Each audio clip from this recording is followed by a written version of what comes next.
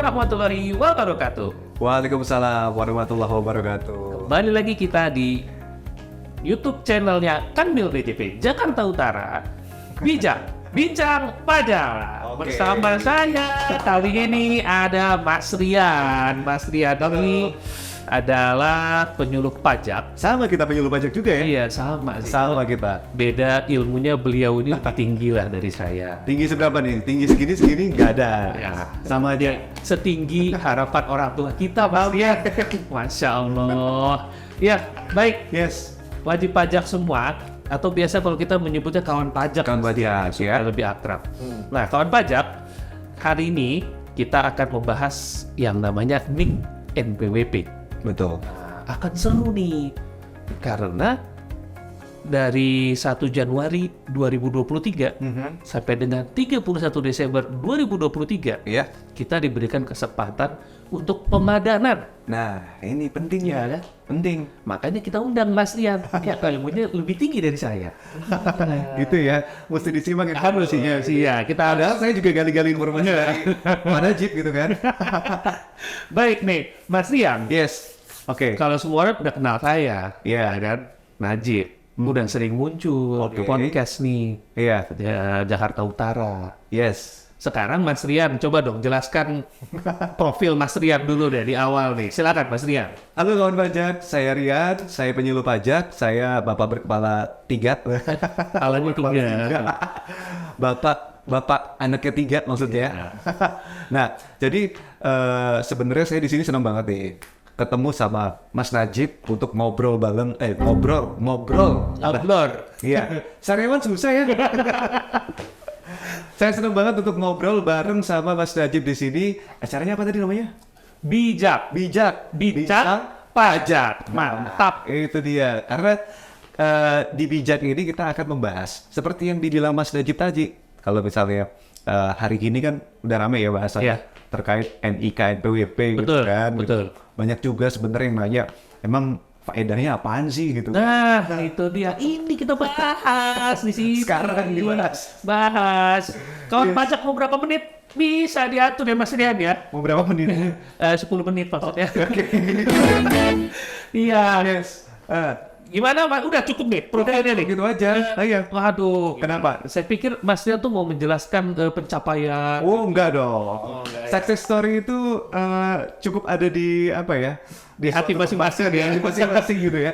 Suatu tempat yang tersembunyi di sana gitu ya. Baik. Oke Mas Rian. Oke, gimana? Saya mau nanya. Boleh. Ya kan? Iya. Nggak kamu nanya, nggak gitu ya. Ya. Sebetulnya pemadanan atau sebelumnya kita sebut validasi ya, tapi karena disesuaikan dengan bahasa Indonesia kita pakai pemadanan. Iya. Dasar hukum atau aturannya apa, Mas? Nah, sebelum kita beranjak lebih lanjut ngobrolin tentang pemadaman Ya. NIK sebagai NPWP. Pemadanan, bukan pemadaman. Pemadanan. Ya, oke. Salah sebut tadi ya. Iya. Nah, jadi gini, banyak informasi yang ternyata beredar kalau masyarakat juga ketakutan nih.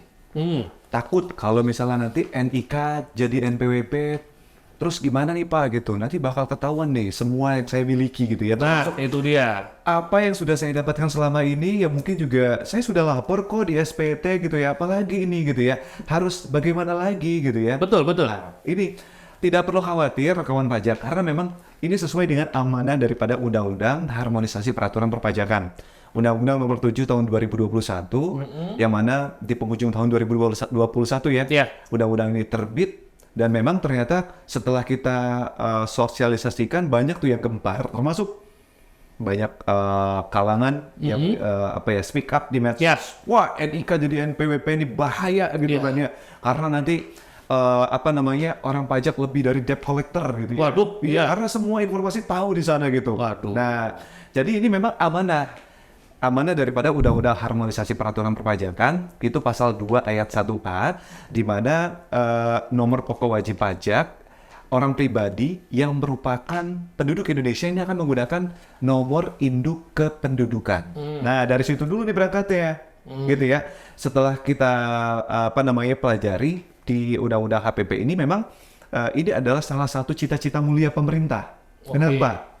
Karena ini memberikan kesetaraan ya. Yang maksud kesetaraan di sini adalah kesetaraan untuk mewujudkan administrasi perpajakan yang efektif dan juga efisien. Oh, Gitu ya. Karena kalau misalnya nih, contoh lah sekarang ya, kalau kita bicara soal NPWP gitu ya, kita buka dompet deh, banyak banget kartu ya. banyak. KTP sendiri, NPWP sendiri, Betul. SIM sendiri gitu Betul. ya.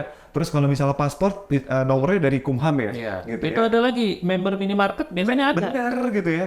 Iya betul member gitu ya. Stability dompetnya. Nah ini kan sekaligus simplifikasi untuk menjadi satu data Indonesia. Cita-citanya pemerintah nih. Iya. Biar apa? Biar kita mendukung kebijakan pemerintah untuk menggunakan satu data di mana bisa digunakan untuk semuanya. Betul. Nah, gitu. Jadi memang kalau kita bicara soal dasar hukumnya, setelah kita tadi tahu undang-undang harmonisasi peraturan perpajakan, ada juga aturan ketentuan pelaksanaannya. Oke. Ini ada di Peraturan Menteri Keuangan nomor 112. 112 catat Iya, kawan catat, pajak. iya. 112 112. Betul, di mana nanti kita jelasin ya bahwa kalau selama ini kan NPWP itu kan 15 digit ya. Iya. 15 digit. Terus KTP 16 digit. Nah, ini kan transisi nih. Kita punya selisih satu angka yang berbeda dari NPK. Iya. Oke. Makanya kita harus melakukan pemadanan gitu loh. Iya, Iya iya, kan? iya. Untuk bisa menggunakan Ya.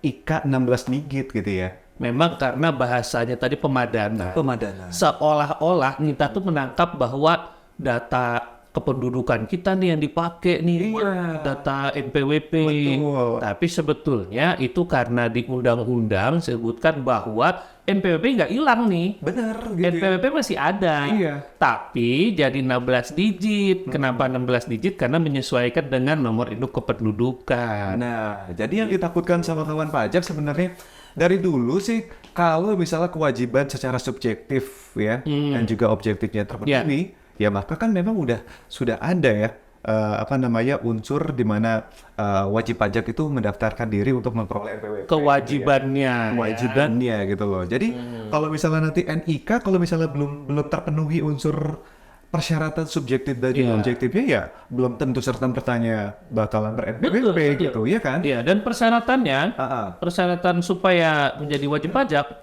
itu tahu kan kawan pajak adalah punya penghasilan. Punya penghasilan. Nah, Jadi kalau kawan pajak yang masih belum punya penghasilan, iya. masih dikasih sama orang tuanya, ya belum jadi wajib pajak kan gitu ya? Nah, itu dia. Kecuali kalau misalnya ada anak kecil udah jadi artis punya Oh penghasilan. iya betul. Itu beda lagi ya. Itu lain. Nanti kita bikin podcast sendiri ya. Podcast sendiri. Iya, bisa. Ada lagi ya, Pak? Iya, tenang Pak. Bisa Bahas lagi. Bisa diatur. Mau berapa menit? 10 menit. Oke, Mas Rian. Iya. Itu dasar pemadanan ya. Betul. Tentu karena kita adalah aparatur negara, apa yang kita lakukan harus punya dasar. Betul. Itu Iya. sudah terbuka dari dasarnya dari Mas Rian. Jadi kita nggak serta-merta ya. Betul, Ayo dipadankan gitu ya. Ujuk-ujuk minta mewajibkan itu tidak. Iya. Tapi karena amanah undang-undang kan gitu. Yes. Nah, untuk efeknya nih. Efeknya. Apakah nanti efeknya itu yang paling berasa atau hanya berasa di DJP atau Direktorat Jenderal Pajak atau Kementerian Keuangan atau mungkin skopnya lebih besar ke Iya. pemerintah negara kita? Oke. Seperti apa, Mas? Sebenarnya kita dua sisi bicaranya. Dari sisi pemadanan NIK menjadi NPWP dari segi WP, Ya. wajib pajak. Oke. Nah, kita tadi diminta ya untuk bisa memutakhirkan data kita, memvalidasi, memadankan sampai dengan akhir Desember 2023. Betul. Nah, ada juga dari sisi ILAP, dari sisi instansi, lembaga, asosiasi, dan juga pihak lainnya. ILAP. ILAP. Oke. Ini juga terdampak karena adanya pemadanan NIK dan juga NPWP, integrasi NIK menjadi NPWP. Gitu. Kenapa? Oke. Karena dari ILAP sendiri kan juga menggunakan sistem yang selama ini kalau kita melakukan pembayaran penghasilan misalnya, atau melakukan pemotongan pemungutan, Gaji, honor gitu ya. honor dan segala macam. Base-nya apa kan NPWP? Betul. NPWP selama ini adalah 15 digit. Ya. Sementara kita didorong untuk menggunakan NPWP yang 16 digit. Ya. Menggunakan NIK. Maka dari sistem aplikasi yang digunakan oleh ILAT, instansi lembaga, asosiasi dan juga pihak lainnya itu juga terdampak. Nah, di sini juga sebenarnya kita mendorong untuk ILAP ini juga bisa menyesuaikan Apa penyesuaian ya? Penyesuaian terkait aplikasi yang memang ternyata dibangun mungkin ya, dibangun oleh pihak pemberi kerja tadi ya, untuk pembayaran gaji misalnya. Sampai dengan 2023 akhir itu bisa dilakukan penyesuaian secara sistem. Gitu. Karena kan kalau misalnya gini, kita mau melakukan pemotongan pemungutan nih misalnya. Saya mau bayar penghasilannya Pak Najib misalnya. Kita input ternyata NPWP-nya sudah menggunakan NIK 16 digit. Sementara di situ kolomnya 15 digit. Kan kurang tuh, nggak bisa. Nah, ini kita berikan waktu bagi yang ILAP ternyata mendevelop aplikasi in-house sendiri dan masih bisa dibuka di open, segera saja disesuaikan. Tapi masalahnya kan gini Mas Najib, kalau ternyata ada ILAP yang membangun aplikasinya itu lewat vendor Atau pihak ketiga. Nah, ini kan membutuhkan waktu, tenaga dan juga biaya. Betul. Terutama biaya ya gitu ya. Membangun satu aplikasi itu kan agak memodifikasi aplikasi yang modifikasi. Ini kan juga agak sedikit sulit gitu ya. Gitu. Makanya kita memberikan kesempatan mulai dari kemarin ya, dari PMK 112 terbit sampai dengan akhir Desember 2023 untuk bisa disesuaikan aplikasinya gitu. Efeknya itu sebetulnya luas, makanya ada periodenya transisi ya, antara NPWP 15 digit yang lama menjadi nanti NPWP 16 digit. Bagi warga negara 16 digit itu adalah nomor induk kependudukan. Nah, gitu ya. Ini termasuk ada relate sekali dengan misalnya di sini sisi WP, di sini sisi ILAP ya. Ada tadi ya, tidak dilakukannya penyesuaian misalnya aplikasi ataupun dari sisi WP tidak melakukan pemadanan. Maka nanti di 1 Januari 2024 ketika akan melakukan pembayaran gaji misalnya, itu akan bisa terjadi gagal bayar gitu ya. Tunda gitu. Gawat kan. Gawat gaji misalnya. Kan pas tahun baru. Waduh, gitu kan. Bener. Tapi sebetulnya nih Mas Tri ya, NPWP itu kan dipakainya di instansi DJP ya, Direktorat Jenderal Pajak. Hubungannya dengan pajak pertambahan nilai, ya kan, pajak penghasilan. Nah, sebetulnya untuk pengaplikasian NIK ke NPWP ada efek nggak selain dengan perpajakan? Apakah sebetulnya pemerintah itu ini loh, kita punya grand design misalnya, ya kan, bahwa kita ke depannya akan seperti ini. Salah satunya kita startingnya dengan NPWP tadi akhirnya menggunakan NIK gitu. Ya, jadi ini benar apa yang dikatakan Mas Najib sih pertanyaannya tadi ya. Dan juga sudah dijelaskan di awal bahwa dengan adanya integrasi yang akan menjadi NPWP ini kan salah satu bentuk dukungan ya. Bahwa pemerintah punya cita-cita untuk bisa menjadikan satu data Indonesia gitu ya. Yang artinya kalau misalnya kita nih dari sisi DJP, kita punya NPWP untuk bisa menggunakan NIK sebagai database-nya gitu ya. Nah, ke depan kan memang dari NIK ini juga bisa digunakan dengan kementerian lembaga lainnya gitu ya. Nggak cuma DJP doang, tapi kita ini sebagai boleh dikatakan pilot project-nya lah ya gitu ya, untuk bisa memulai terlebih dahulu cita-cita pemerintah ini mulai 14 Juli 2022 ya kan. Sebagian besar data yang ada di DJP sudah dipadatkan secara ex officio, dan ini juga bertahap sehingga pada akhirnya keseluruhan daripada NPWP yang ada di DJP itu menggunakan NIK gitu loh. Jadi memang besar sekali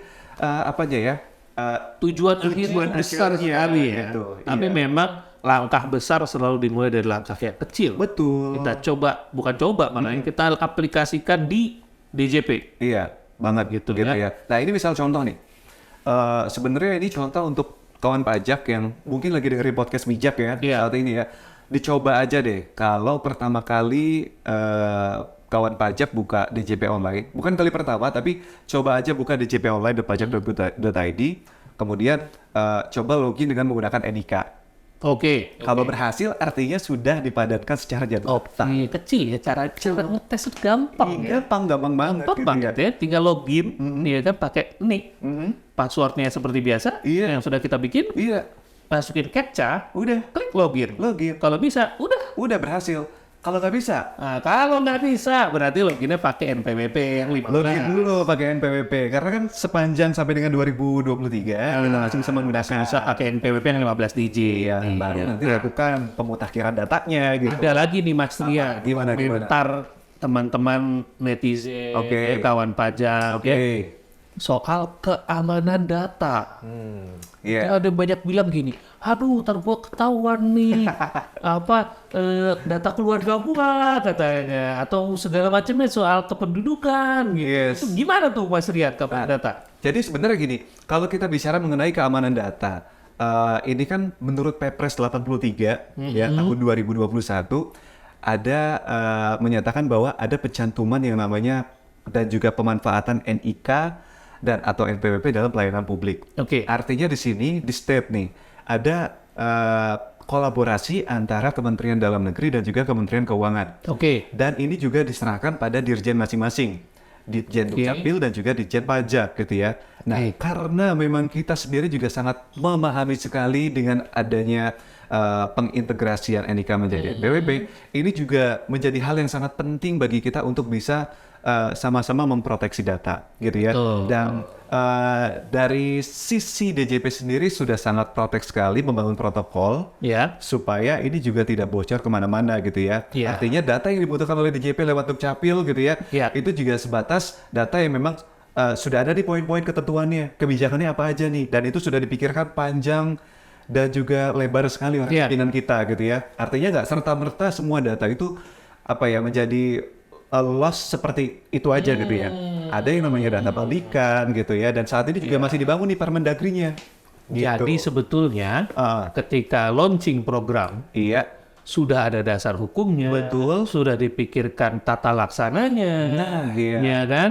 Dan soal keamanan, tentu saja nomor satu keamanan, Pasti, gitu. ya kan? Keamanan data, mau keamanan data, keamanan hati kamu pun pasti diperhatikan.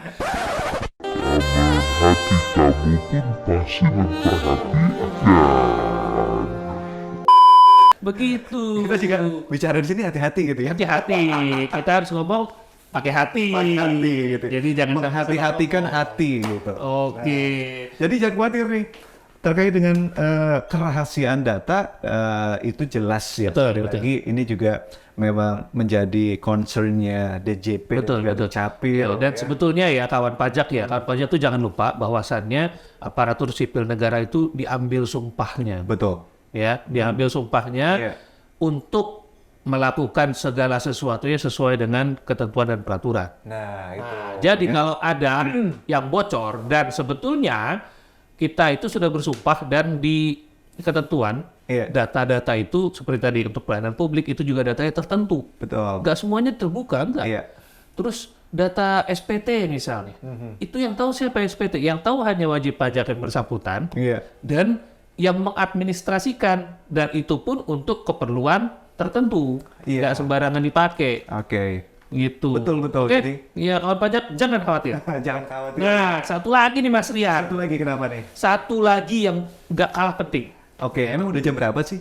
Kayaknya Oh iya ya. 10 menit tadi ya rencananya sih. Siap. Ya, jadi pemadanan itu kan sampai 31 Desember Iya. 2023. Betul. Iya kan? Oke. Nah, kenapa sih kita harus melakukan pemadanan sesegera mungkin? Nah, jadi sebenarnya gini, DJP sendiri ini berusaha untuk mendorong Bapak Ibu semuanya kawan-kawan Yep. pajak untuk bisa memadankan NIK menjadi NPWP kalau bisa nih sampai dengan Maret ini. Kenapa? Karena data yang valid sampai dengan Maret ini akan dibawa migrasi ke suatu program besar yang sedang dibangun oleh DJP. Namanya PSIAP, PSI ya.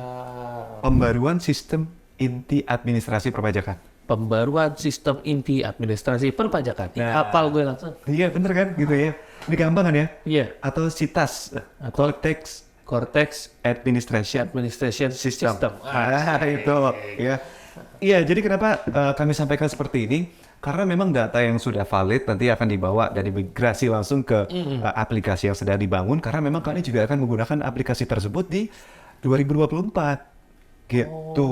Jadi gitu. jangan lupa tuh segera mungkin harus Bener ya. Kalau boleh saya sedikit bercerita nih, Mas Wajib boleh, terkait dengan boleh. PSIAP ya. Iya. Jadi PSIAP ini sendiri kan merupakan rangkaian dari reformasi perpajakan. Jadi reformasi perpajakan kan mulai dari legislasi undang-undang KUP terdahulu ya tahun 43 sampai dengan hari gini juga perpajakan itu masih melakukan reformasi. Salah satunya dalam bidang infrastruktur, ini IT-nya nih, ini akan diperbaharui karena memang aplikasi yang digunakan oleh DJP saat ini juga sudah usang dan nggak bisa dimodif lagi. Dan begitu banyak aplikasi yang digunakan oleh DJP. Ya, kebayang dong. Dari sisi kita internal dan juga eksternal, mungkin kalau misal WP mau lapor SPT, dulu kan pakai ISPT, sekarang udah pakai Ibu-Pot. Betul.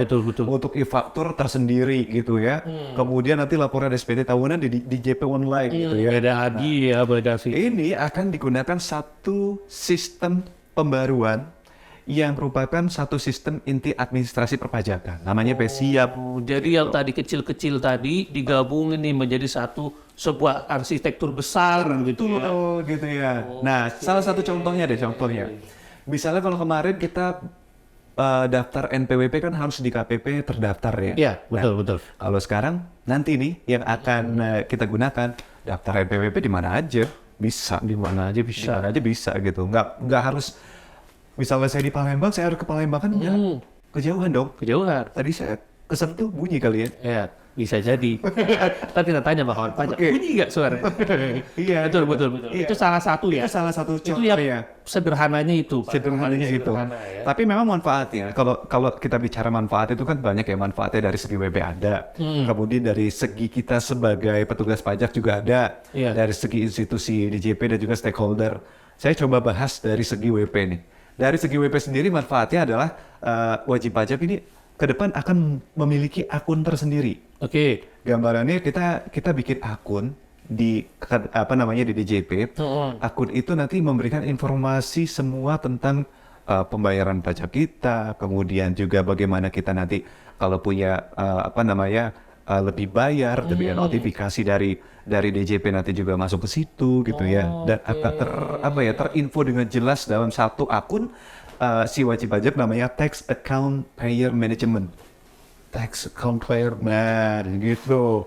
Terus dari sisi kami juga sebenarnya untuk manfaat yang di WP dapatkan adalah biaya kepatuhan itu lebih rendah. Kenapa? Karena kalau selama ini kan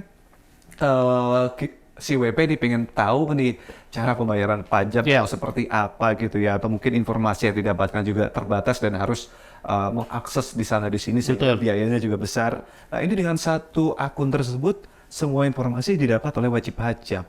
Simple, saldonya juga ada di sana semuanya gitu kan ya. Nah kemudian terkait dengan manfaat yang didapat oleh wajib pajak juga terkait dengan potensi sengketa. Ini akan berkurang. Contoh ya, misalnya ada DJP ini kan punya banyak data ya, wajib ya. Betul. Ketika nanti minta konfirmasi ke wajib pajak, kemudian wajib pajak itu kan bingung ya. Selama ini kan menggunakan file yang dikumpulin di laptop masing-masing, device masing-masing. Ketika nanti satu hari diminta klarifikasi, filenya, wah di mana ya, gitu ya.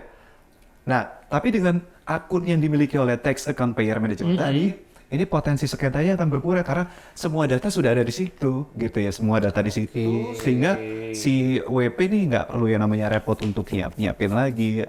Jadi tinggal pengarsipannya lebih sederhana. Pun kalaupun ada kekurangan tinggal bawa aja kekurangannya. Ini semacam jadi DJP akan menyiapkan sebuah keranjang. Iya, betul. Keranjang ini adalah Tax Account Payer Management. Iya. Disitulah ada datanya wajib pajak, pembayaran dia semua terrecord. Jadi nggak ada lagi tuh datang ke kantor pajak, Pak kemarin saya udah bayar apa belum ya? Dan itu lagi ya. Karena selama ini Pak kemarin saya udah lapor SPT belum ya Pak ya? Belum ya, gitu. Iya gitu. Sekarang tinggal lihat keranjangnya. Iya betul. Iya. Udah bayar. Udah gitu. Bukti bayarnya ada. Gitu. Jadi nggak ribet ya. Sepakat dengan itu. Karena memang sekali lagi layanan akan semakin berkualitas.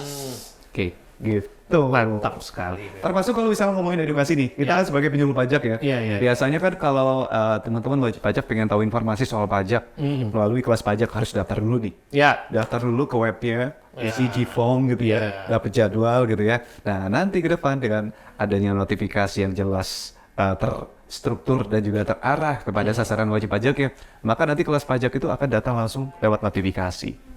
Gitu. Ada aturan baru nih misalnya gitu kan ya, macam-macam. Ini Keren banget deh, Oh Bu. iya. Ini saking kerennya nih kawan pajak, bisa jadi satu episode sendiri nanti. Nah, bisa. Mungkin kita bisa rencanakan ya Rencanakan lagi, undang lagi ya. lagi sama beliau. Oke. Luar biasa.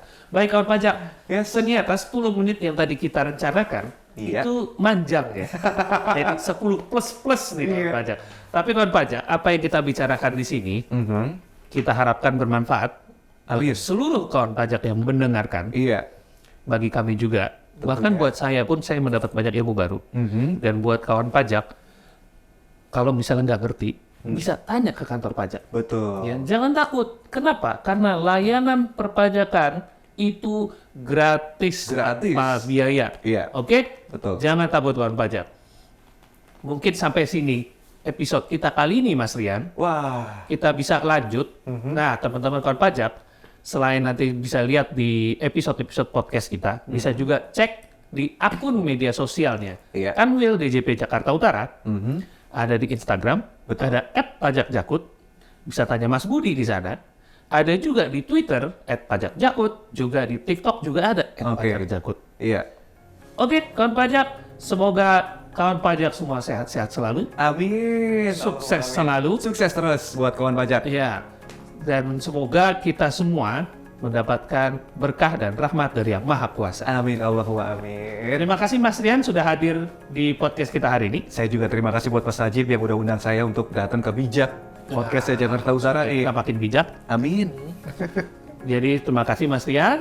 Iya. Semoga Mas Rian sukses selalu. Amin Allahumma amin. Ya, sampai di sini podcast kita. Wassalamualaikum warahmatullahi wabarakatuh. Pajak kuat, Indonesia maju.